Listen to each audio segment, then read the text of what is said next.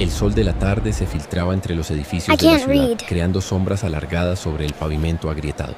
En una esquina bulliciosa, donde el ruido del tráfico se mezclaba con los gritos de los vendedores ambulantes, una niña de apenas 8 años se detuvo frente a un cartel publicitario colorido. Sus ojos oscuros recorrían las letras una y otra vez, como tratando de descifrar un código secreto. Sus labios se movían en silencio, formando sonidos que no llegaban a convertirse en palabras. La pequeña mano que sostenía una bolsa de plástico tembló ligeramente.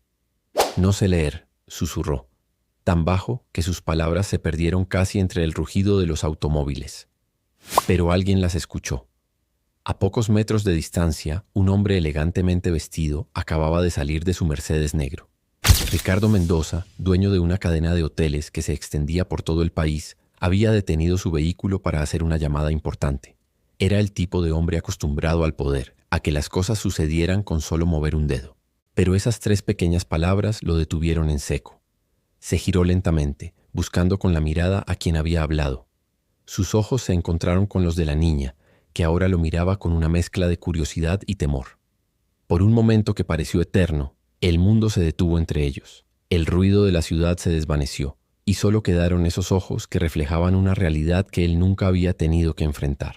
La niña bajó la mirada rápidamente y apretó el paso, desapareciendo entre la multitud con la agilidad de quien conoce cada rincón de las calles, pero sus palabras quedaron flotando en el aire, grabándose en la mente de Ricardo como una marca al fuego. No sé leer. Ricardo permaneció inmóvil por varios minutos, ignorando las llamadas insistentes de su teléfono. Algo había cambiado en esos pocos segundos. Una fisura se había abierto en el mundo perfecto que había construido a su alrededor. Y por primera vez en años, se sintió inquieto por algo que no tenía que ver con números en un balance. Esa noche, mientras cenaba en su penthouse con vista panorámica a la ciudad, las palabras de la niña resonaban una y otra vez en su cabeza. Al amanecer del día siguiente, en un barrio a apenas 15 kilómetros, pero a mundos de distancia del penthouse de Ricardo, Esperanza ya estaba despierta. A los 8 años había aprendido que el día comenzaba antes de que el sol asomara por completo. Su primer pensamiento siempre era para Miguelito, su hermano de 4 años, que dormía a su lado en el colchón que compartían. Con movimientos silenciosos para no despertarlo, se levantó y se dirigió a la pequeña cocina donde su madre, Carmen, ya preparaba el café con agua tibia y azúcar. «Mija, ¿puedes cuidar a tu hermano mientras voy al mercado?», le pidió Carmen, pasándole un pedazo de pan. Era más una afirmación que una pregunta. Ambas sabían que Esperanza se quedaría como siempre. Mientras su madre salía a buscar trabajo en las casas del barrio pudiente, Esperanza se convertía en la segunda mamá de Miguelito. Le daba de comer, lo bañaba, jugaba con él usando cajas de cartón que transformaban en castillos y automóviles con la magia de la imaginación. Pero había momentos en los que la realidad se imponía con crueldad, como cuando la señora del colmado le pedía que leyera la lista de productos que necesitaba y Esperanza tenía que inventar excusas. «Se me olvidaron los lentes en casa», mentía, sabiendo que nunca había tenido lentes. O como cuando Miguelito señalaba los carteles de la calle y preguntaba qué decían.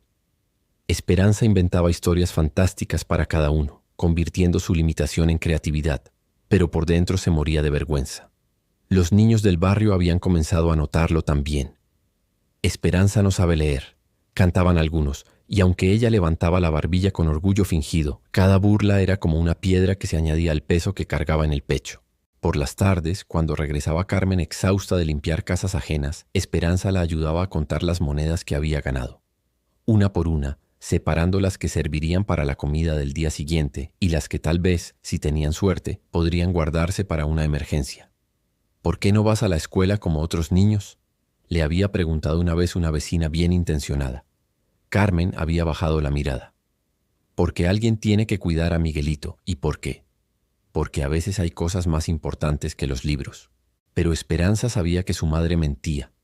Había visto cómo miraba con añoranza hacia la escuela cuando pasaban frente a ella. Había escuchado sus suspiros cuando veía a otros niños con uniformes y mochilas. Esa noche, mientras Miguelito dormía, Esperanza trazó letras imaginarias en el aire, preguntándose cómo sería poder leer las historias que otros contaban. Ricardo no había podido dormir bien en 3 noches. Cada vez que cerraba los ojos, veía el rostro de la niña y escuchaba su confesión susurrada. Durante sus reuniones de trabajo se descubría mirando por la ventana, buscando inconscientemente entre la multitud. El cuarto día, sin decírselo a nadie, canceló sus compromisos de la tarde y manejó hasta la esquina donde la había visto. Se estacionó discretamente y esperó. No tuvo que esperar mucho. Esperanza apareció alrededor de las 3 de la tarde caminando de la mano con Miguelito.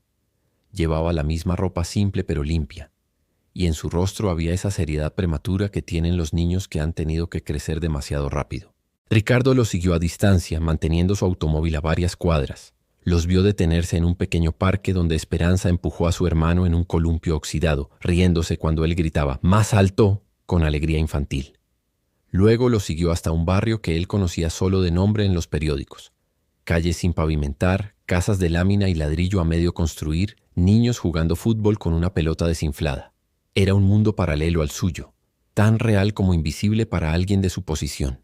Los vio entrar a una casa pequeña pero cuidada, con una maceta de flores en la entrada que alguien regaba con esmero a pesar de todo. Ricardo se quedó en su automóvil durante 1 hora, observando el flujo de vida del barrio. Mujeres que compartían chismes mientras colgaban ropa, hombres que regresaban del trabajo con herramientas en las manos, niños que corrían libres por las calles. Esa noche, en lugar de ir a su oficina, Ricardo buscó en internet todo lo que pudo sobre educación, analfabetismo infantil y programas gubernamentales. Por primera vez en años, se quedó despierto hasta las 3 de la madrugada leyendo estadísticas que lo llenaron de una indignación que no sabía que podía sentir. Al día siguiente llamó a su asistente. «Consígueme una cita con el director de educación de la ciudad. Y también quiero hablar con organizaciones que trabajen con niños en situación vulnerable». «¿Es para una donación de la empresa, señor Mendoza?», preguntó su asistente. Ricardo hizo una pausa. «No, es personal». Durante el resto de la semana, Ricardo hizo algo que nunca había hecho. Investigó. Habló con maestros, trabajadores sociales, funcionarios. Aprendió sobre las barreras que impedían que niños como Esperanza accedieran a la educación: pobreza, trabajo infantil, falta de documentos, distancia de las escuelas. Pero sobre todo, aprendió que detrás de cada estadística había una historia, una familia, un sueño aplazado.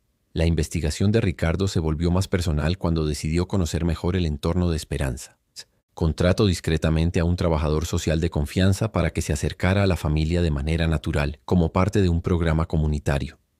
A través de él, Ricardo supo que Carmen trabajaba 14 horas diarias limpiando casas para mantener a sus hijos, que el padre de los niños había desaparecido cuando Miguelito era apenas un bebé, que Esperanza había intentado ir a la escuela pública del barrio, pero la habían rechazado por no tener partida de nacimiento actualizada, un trámite que costaba más de lo que Carmen ganaba en una semana. Pero lo que más impactó a Ricardo fueron los pequeños detalles que el trabajador social le reportaba. Esperanza había creado su propio sistema para reconocer productos en el mercado. Memorizaba colores, formas y ubicaciones.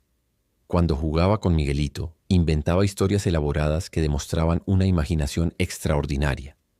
Había enseñado a su hermano a contar hasta 20 usando piedritas que coleccionaba del parque. «La niña tiene una inteligencia natural impresionante», le informó el trabajador social. Ayer la vi explicándole a su hermano por qué llueve usando gestos y comparaciones que ni un maestro lo haría mejor. Solo necesita una oportunidad. Ricardo también supo que Esperanza había encontrado un cuaderno viejo en la basura y lo guardaba como un tesoro. Por las noches, cuando creía que nadie la veía, trazaba líneas en él, imitando las letras que veía en carteles y periódicos desechados. No sabía qué estaba escribiendo, pero algo dentro de ella la empujaba a intentarlo. Un día el trabajador social le contó algo que estremeció a Ricardo. «Su madre me dijo que Esperanza a veces se para frente al espejo y lee cuentos inventados para Miguelito, moviendo el dedo sobre un libro imaginario. Es como si estuviera ensayando para el día en que pueda leer de verdad». Esa imagen se quedó grabada en la mente de Ricardo. Una niña de 8 años ensayando en secreto para un futuro que parecía inalcanzable, pero que su corazón se negaba a abandonar. Fue entonces cuando Ricardo tomó una decisión que cambiaría todo. Ya no se trataba solo de ayudar a una niña. Se trataba de demostrar que los sueños, por pequeños que parezcan, merecen una oportunidad de crecer. El encuentro se organizó de manera casual. El trabajador social le había dicho a Carmen que un benefactor anónimo quería conocer las necesidades de la comunidad y que tal vez Esperanza podría contarle sobre la vida de los niños del barrio. Ricardo llegó al pequeño centro comunitario vestido de manera simple, sin el traje elegante ni el reloj costoso que lo identificaban. Quería que Esperanza se sintiera cómoda, que no percibiera la distancia económica que los separaba.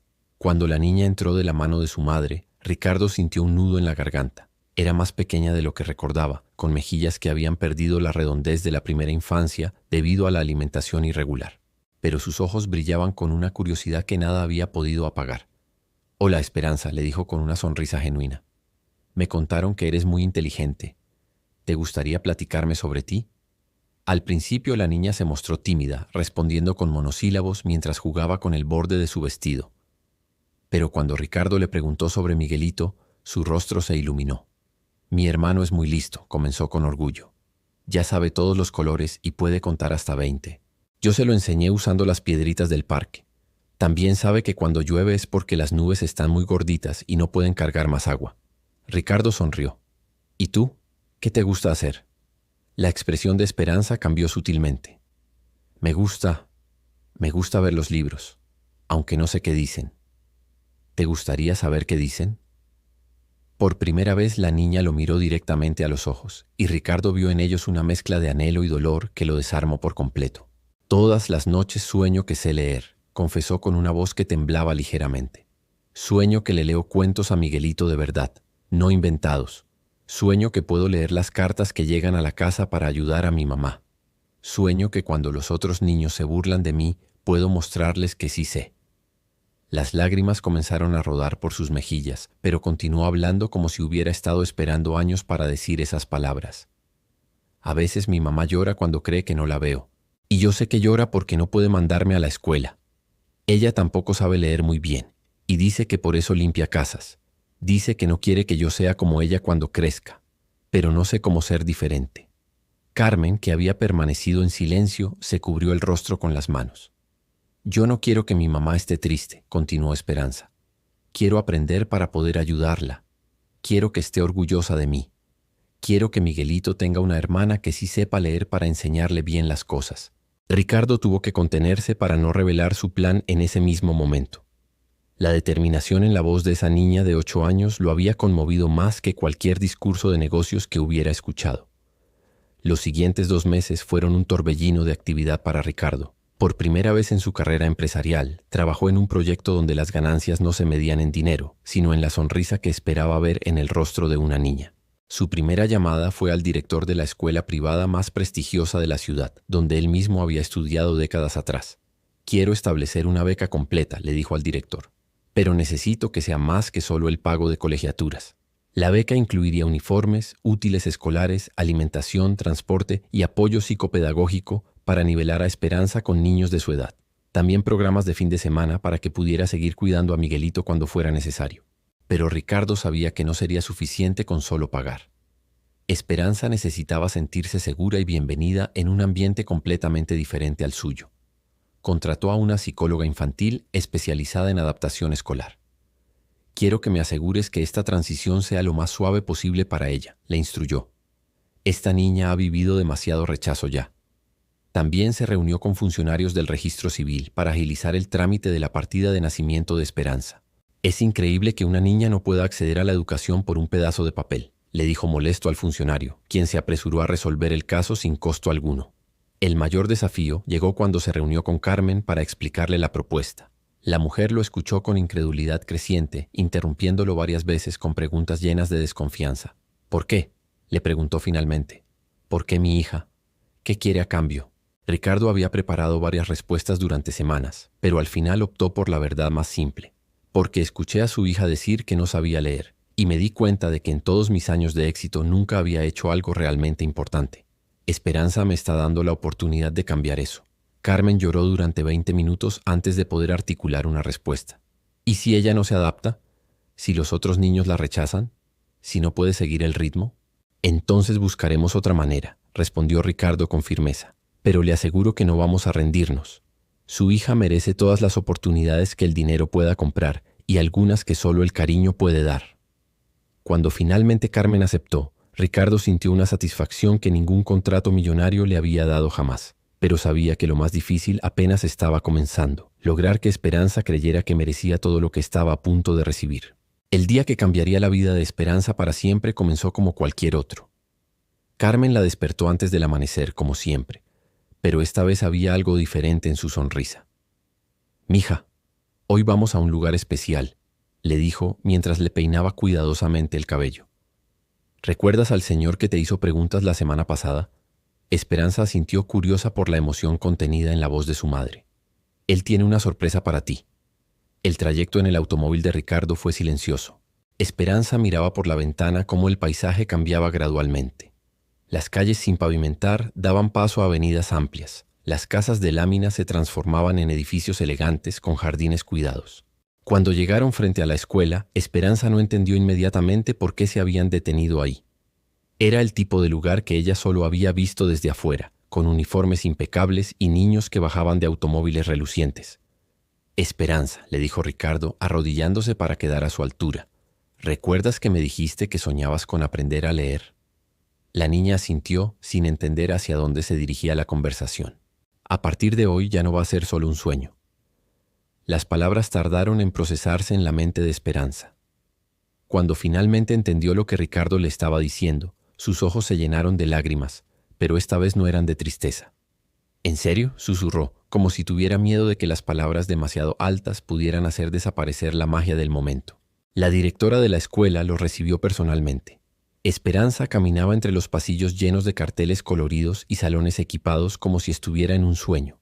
Todo era más grande, más brillante, más hermoso de lo que había imaginado.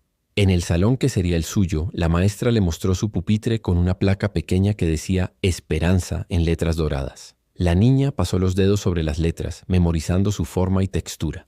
¿Estas letras dicen mi nombre?, preguntó con asombro. Sí, y muy pronto vas a poder leer tu nombre y muchas cosas más, le respondió la maestra con una sonrisa cálida. Ricardo observaba desde la puerta sintiendo que había logrado algo más valioso que cualquier éxito empresarial. Pero sabía que esto era solo el comienzo. 3 meses después, cuando Ricardo regresó para ver cómo progresaba Esperanza, la encontró en el patio durante el recreo. Ya no estaba sola. 3 compañeras la rodeaban mientras ella les contaba una historia, gesticulando con la misma pasión que había visto cuando inventaba cuentos para Miguelito. Pero lo que más lo emocionó fue ver que llevaba un libro bajo el brazo. Su primer libro de lectura. Al verlo, Esperanza corrió hacia él con una sonrisa radiante. «Señor Ricardo, mire lo que puedo hacer ahora». Y ahí, en medio del patio de la escuela, una niña de 8 años le leyó las primeras palabras de su nueva vida. 6 meses después del primer día de clases, la transformación era evidente no solo en Esperanza, sino en toda su familia. La niña que una vez susurró no sé leer, ahora devoraba libros con una pasión que sorprendía hasta a sus maestras. Cada tarde, cuando regresaba a casa, Esperanza se convertía en la maestra de Miguelito. Con paciencia infinita, le enseñaba las letras usando los métodos que había aprendido en la escuela, pero adaptándolos al mundo de su hermano pequeño. «Mira, Miguel», le decía, señalando las letras en un libro ilustrado. «Esta es la M de mamá y esta es la A de amor». Miguelito, ahora de 5 años, había comenzado a leer palabras simples bajo la tutela de su hermana mayor.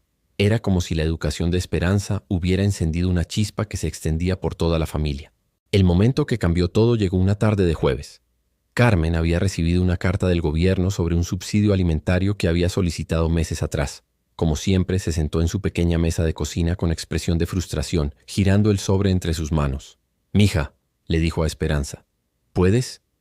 Por primera vez en años, Carmen no tuvo que terminar la frase con vergüenza. Esperanza tomó la carta con naturalidad y comenzó a leer en voz alta, pausadamente pero con seguridad. «Señora Carmen Rodríguez, nos complace informarle que su solicitud de apoyo alimentario ha sido aprobada». Carmen comenzó a llorar antes de que Esperanza terminara de leer. Pero estas no eran las lágrimas de frustración que había derramado tantas veces. Estas eran lágrimas de orgullo, de alivio, de esperanza cumplida. «Mi niña sabe leer», murmuró, abrazando a Esperanza con fuerza. «Mi niña sabe leer y me está ayudando». Esa noche Esperanza escribió su primera carta. Era para Ricardo, aunque aún no sabía cómo enviársela. En letras cuidadosas y palabras simples, le contaba sobre su primer examen de matemáticas, había sacado 9, sobre el libro que estaba leyendo, uno sobre una niña que viajaba a la luna, y sobre su nuevo sueño, ser maestra para ayudar a otros niños como ella. Al final de la carta escribió: «Gracias por creer que yo podía aprender. Ahora yo también creo». Ricardo recibió esa carta una semana después, entregada por el trabajador social. La leyó 3 veces antes de poder procesar completamente el impacto de esas palabras escritas por una niña que 6 meses antes no conocía ni una sola letra. Por primera vez en su vida, Ricardo entendió verdaderamente lo que significaba el éxito. La historia de Esperanza y Ricardo se extendió más allá de lo que cualquiera de ellos había imaginado inicialmente. Lo que comenzó como el impulso de ayudar a una niña se convirtió en algo mucho más grande. Una fundación que llevaba el nombre de Esperanza y que se dedicaba a identificar y apoyar a niños en situaciones similares. 2 años después, la Fundación Esperanza había ayudado a más de 200 niños a acceder a la educación. Cada caso era único. Cada historia tenía sus propios obstáculos, pero todos compartían el mismo denominador: la transformación que ocurre cuando alguien cree en el potencial de un niño. Esperanza, ahora de 10 años, se había convertido en algo más que una beneficiaria de la fundación. Era su pequeña embajadora, visitando escuelas para hablar con otros niños sobre la importancia de la educación. Su historia resonaba especialmente con aquellos que habían enfrentado obstáculos similares. Yo también pensé que nunca iba a aprender, les decía a grupos de niños que la escuchaban con atención. Pero aprendí que todos podemos hacerlo si alguien nos da la oportunidad y si nosotros no nos rendimos. Carmen había comenzado clases de alfabetización para adultos, inspirada por el progreso de su hija. Miguelito, ahora de 7 años, leía mejor que muchos niños de su edad y había declarado que quería ser maestro como mi hermana cuando creciera. Ricardo había descubierto que el impacto de ayudar iba más allá del beneficiario directo. Cada familia que recibía apoyo se convertía en un círculo de influencia positiva en su comunidad. Los padres que veían a sus hijos prosperar se motivaban a mejorar sus propias vidas. Los hermanos menores se beneficiaban del conocimiento que llegaba a casa. Los vecinos comenzaban a creer que el cambio era posible. En su oficina, Ricardo había colgado la primera carta que Esperanza le escribió. Cada vez que enfrentaba una decisión difícil en sus negocios, la leía para recordar qué tipo de legado quería dejar en el mundo. La niña que una vez susurró: "No sé leer", ahora leía libros a otros niños en la biblioteca de su escuela. La historia había completado su círculo más hermoso, de recibir ayuda a ofrecerla. Pero más importante aún, había demostrado una verdad universal: que un solo acto de compasión puede crear ondas que se extienden mucho más allá de lo que podemos imaginar, tocando vidas de maneras que transforman no solo el presente, sino el futuro de generaciones enteras. Si esta historia te movió, dale un 1. Si crees que podemos mejorarla, dale un 0.